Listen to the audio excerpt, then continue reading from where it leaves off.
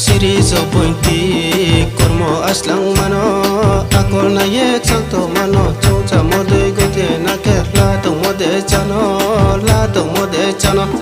Bella Bellini Rinkoy may lay mano Kudu rinkoy may blay mano Kusung kay po na itiwano Kusung kay po na itiwano Del kung del mano Kagsang mo po Chow chay rinay Kagsang tong pay di Kudu kagsang tong pay di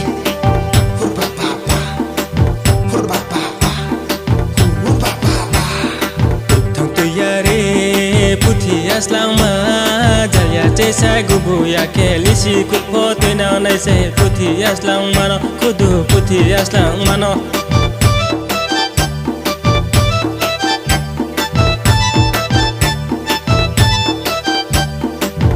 Raza kam chung nang mak mani betra sai nong chung di no khari wano pathi lang bang ni series of pointy kormo aslang mano akol na yek santo mano chongcha mode gote na ker la tong mode chano Bella Bellini Rinkoy may lay mano Kudu rinkoy may blay mano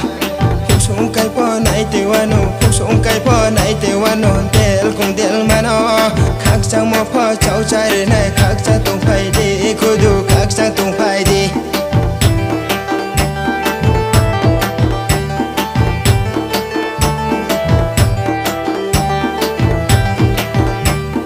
Jibon saryo tong lai ni po Jibon saryo tong lai ni po Amma pa buye tong ke Paye song pai wano Ati chalya ati samya Krishna borno saku maba Yuglai mai naya Bole se bono Paile ta ke de Pilaya prima Ukrai kai wano Series of pointy Kormo aslang mano Akol na yek santo mano Chongcha mode gote na ker Lato mode chano Bella Bellini Rinkoy may lay mano Kudu rinkoy may blay mano Kusung kay po na itiwano Kusung kay po na itiwano Del kung del mano Kagsang mo po Chow chay rinay Kagsang tong pay